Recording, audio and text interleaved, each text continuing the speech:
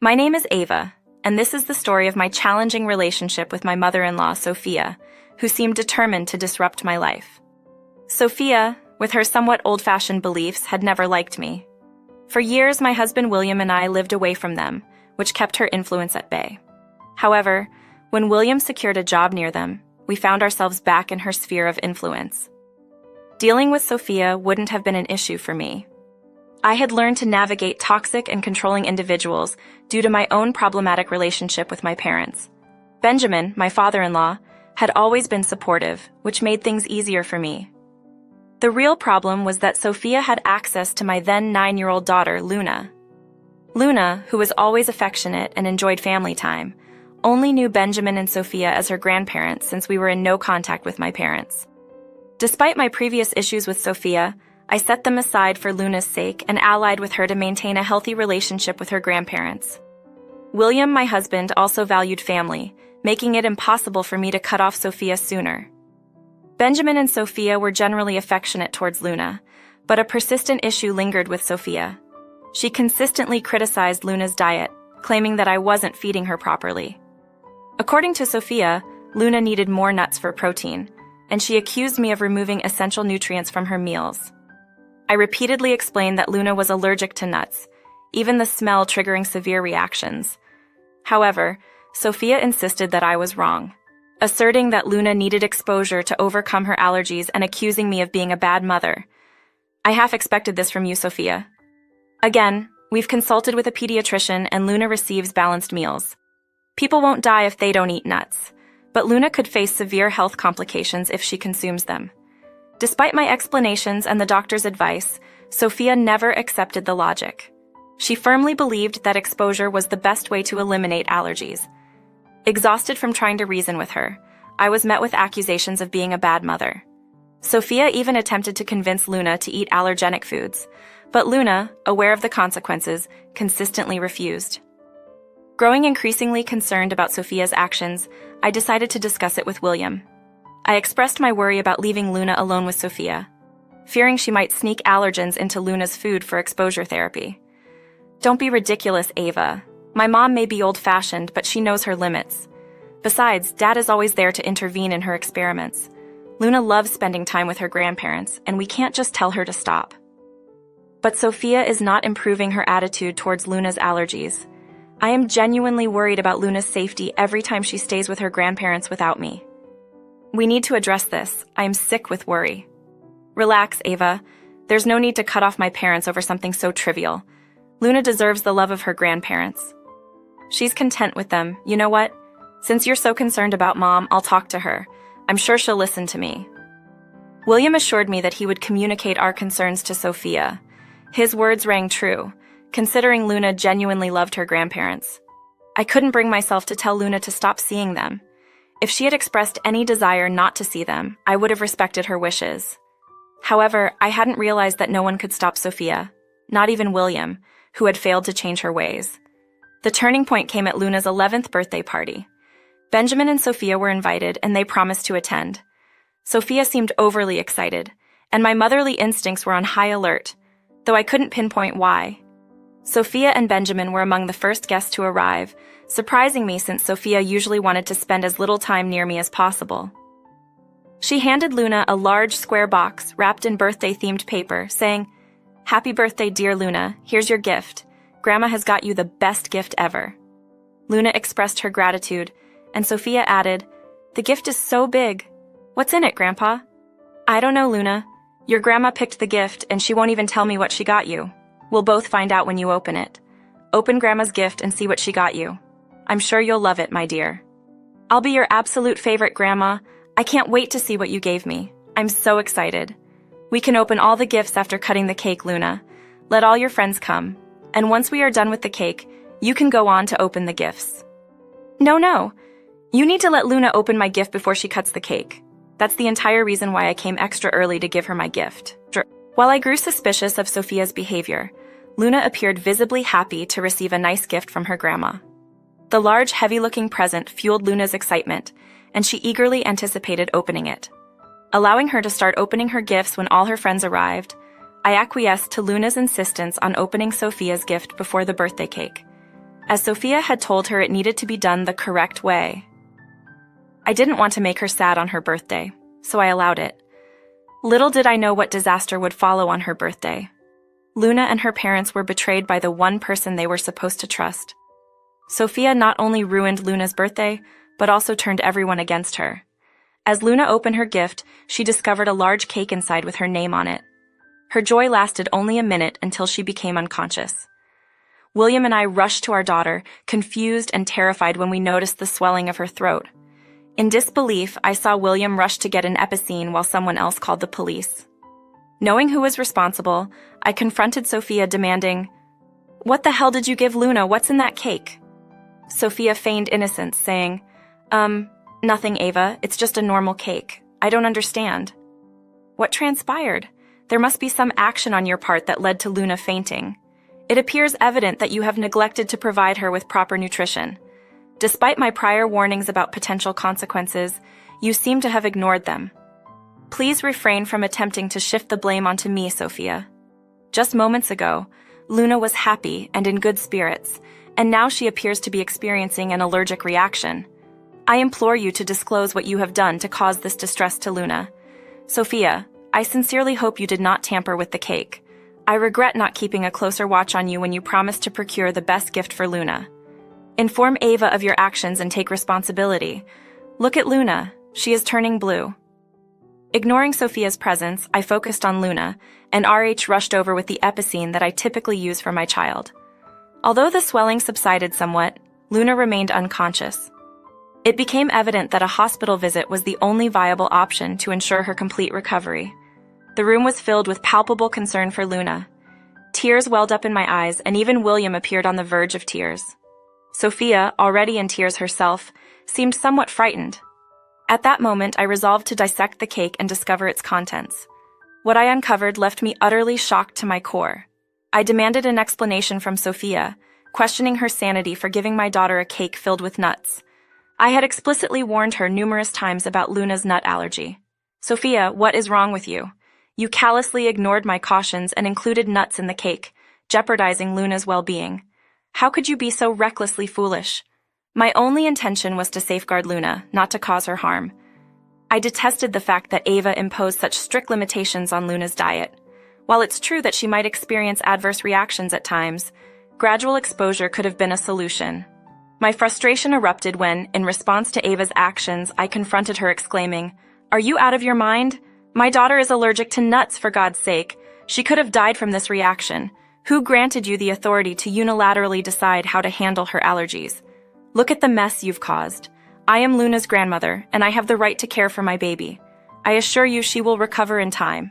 All of you are overreacting, attempting to frighten and punish me for nothing.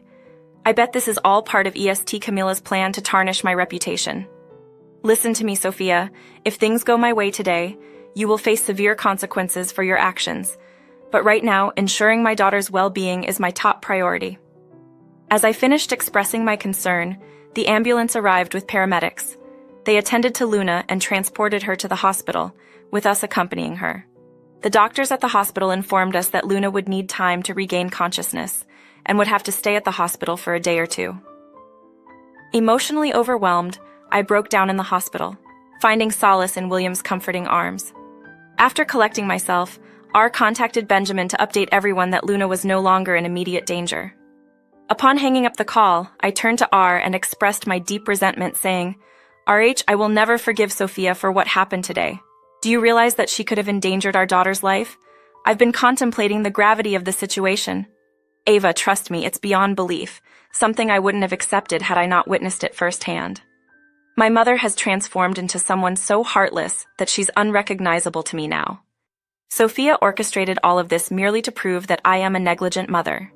She feigned concern for my daughter's happiness, but it never occurred to her that she was putting Luna in grave danger. Even after everything unfolded, she persisted in claiming that I had orchestrated the entire incident. "Camilla, today has been an eye-opener for me, revealing the extent to which my mother is willing to go to tarnish your image. I can't express how deeply sorry I am for not realizing this sooner, and for not taking decisive action to limit her presence in our lives. I feel a profound need to shield Luna from my mother's toxicity." I failed as a husband and an even worse father. The gravity of the situation was starting to dawn on R, while Benjamin, who had always been a reliable grandfather, was undoubtedly affected by Sophia's egregious actions. Today, she crossed all boundaries.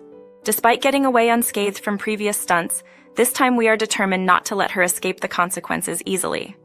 The decision. We have come to a pivotal moment where we can no longer turn a blind eye to Sophia's harmful influence. It is clear that her actions pose a significant threat to Luna's well-being, and we cannot allow her to continue wreaking havoc in our lives. The decision has been made. Sophia will no longer have a place in our family.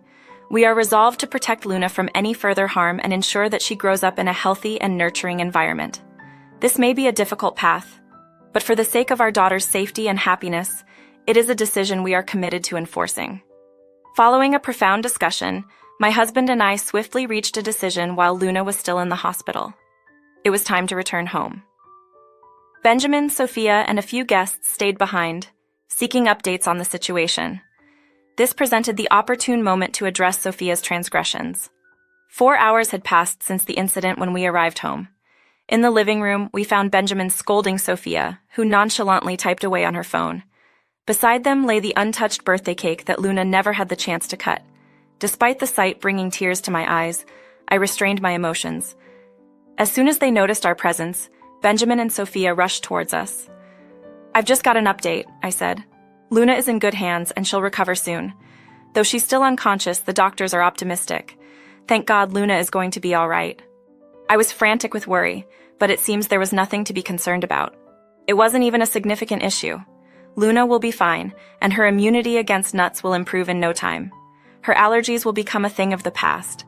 I told you I know what's best. However, at that moment, William unleashed his anger on Sophia, berating her for everything. Benjamin joined in, expressing his disapproval. The guests, visibly shocked, stared at Sophia with disdain. I, too, was seething with anger. "I've had enough, Sophia," I declared. "We've given you multiple chances to prove yourself, even after your actions led to my daughter being hospitalized. You show no remorse. This is the final straw. We will never allow you near Luna or our family again. You are banned from this house." Sophia retorted, "You can't dictate where I go. Your son won't cut me off over nothing. I won't let you take away my granddaughter just because we disagree on parenting." "No, Mom," I responded firmly. "You will never come near me or my family again. Dad is welcome here anytime, but you are not. He's the only rational grandparent Luna has. He's made earnest efforts to protect Luna from harm. Today you sent Luna to the hospital, insisting it was the right decision. I cannot allow someone so callous to be around my daughter." Sophia couldn't fathom her own son turning against her. She placed utmost trust in William to defend her, unaware that he was a reasonable man, not deluded like her. Surprisingly, even the guests began berating her. Sophia found herself cornered, with nowhere to go. Not even Benjamin sided with her. In a fit of desperation, she screamed at us, blaming me for intentionally setting her up to humiliate her. "This is your fault, Ava. You've managed to turn everyone against me. I won't forgive you for this. You should be begging for our forgiveness. Your actions have tarnished your own name and taken you away from Luna. You'll never see her again. I'll sue you for grandparents' rights. I'll take you to court, and the judge will grant me visitation. Just wait and see. I won't need anyone in my corner." I responded firmly. "Good luck trying to get grandparents' rights when you're in jail. I bet the judge would find it amusing to have a felon ask for grandparents' rights after endangering her own granddaughter." Sophia protested. "What do you mean, Ava? Why would I go to jail? I haven't done anything wrong. What you've done is a crime, Sophia. You can be arrested by the police for knowingly exposing a child to allergens. It's considered a form of poisoning. Perhaps you weren't aware, but William and I know. We've already called the police on you. Hear the sirens? They're coming to arrest you." Sophia, in denial, retorted, "No, you're lying. This can't be happening. You can't get me arrested for this." Sophia's panicked expression revealed her desperation as she pleaded with us to drop the charges. Tears streamed down her face and she descended into hysterics. Just then, 2 officers entered and informed her that she was under arrest. Desperately, she clung to our hands, begging us not to send her to jail. William, unmoved, instructed the cops to take her away, while I gave Sophia a cold stare, signaling that her deceitful game had come to an end. In a last-ditch effort, she turned to Benjamin for help, imploring him to intervene. "Benjamin, do something, please. You can't just let your wife get arrested like this," she pleaded. Benjamin, however, stood firm, declaring, "When my wife has done something truly horrifying and shown no remorse for it, I will not protect her. For years I've warned you to amend your ways, and you never listened. Today, you put my only granddaughter in danger. I was only trying to protect her, not realizing it would hurt her so badly. Please, Benjamin, I am your wife. You need to help me." William, reinforcing his decision, stated, "Sophia, I've already kicked you out of my life. It's the right thing to do. In fact, that's what I intend to do as well. Tomorrow, I will talk to a divorce lawyer. I want to be done with this as soon as possible. There's no way I'm staying with a psycho like you. This time, I will protect my granddaughter and my kids from your presence." Sophia, in a state of shock, pleaded desperately, "No, no, no, Benjamin, you can't do this to me. I'm your wife." Ignoring her pleas, Benjamin instructed the cops to take her away. Sophia continued crying and begging for help, bringing a tumultuous end to an event that had long concluded. A sense of tranquility settled within me as William, Benjamin, and I returned to the hospital after the departure of the remaining guests. The others, clearly upset with Sophia's actions, pledged to inform everyone about her reprehensible behavior. The following day, our little daughter, Luna, woke up, showing considerable improvement. However, she displayed an intense fear of Sophia. Luna cried, imploring us to keep her away from her grandmother, recounting how Sophia had frequently tried to force her to consume allergens, a situation where Grandpa consistently intervened. Addressing Luna's fears, we assured her that her grandma would never hurt her again. We made a solemn promise that Sophia would no longer be a part of our lives, emphasizing Luna's love for her grandpa, who would continue to be a supportive presence. Luna, still traumatized by the recent events, expressed her aversion to Sophia. To assist Luna in processing her emotions, we enrolled her in sessions with a child therapist. Concurrently, William and I began couples therapy to enhance our communication as a family. The support of Benjamin played a crucial role in our collective healing. We witnessed significant improvements, fostering a stronger bond among us. Meanwhile, Sophia's life took a swift downturn after the incident. Her actions had consequences, and the repercussions of her behavior became evident in the rapid decline of her circumstances. Once Sophia's own family discovered her reprehensible actions, they scolded her and promptly severed ties with her. Even her friends, repulsed by her behavior, distanced themselves from her. Faced with the consequences of her actions, she found herself in a desperate situation, crying and pleading with everyone for bail money. Unsuccessful in garnering support, Benjamin filed for divorce the very next day. Sophia was served with legal papers while still in jail. Sophia's descent into turmoil accelerated upon receiving the divorce papers. In her holding cell, she unleashed a torrent of screams. In the following months, Benjamin successfully secured a straightforward divorce, capitalizing on the at-fault state laws, with the police report serving as a damning testimony. Simultaneously, our legal pursuit against Sophia unfolded. Although she was expected to compensate us for Luna's medical bills, her lack of resources led to a lengthy sentence as the judge ruled against her. Additionally, we obtained restraining orders to ensure her distance from our family. Confident that Sophia would not have the opportunity to approach us again, we remained vigilant. However, in the unlikely event that she attempts to breach the boundaries, she should be prepared to face the unwavering protection of Mama and Papa Bear, who are resolute in doing anything necessary to safeguard Luna.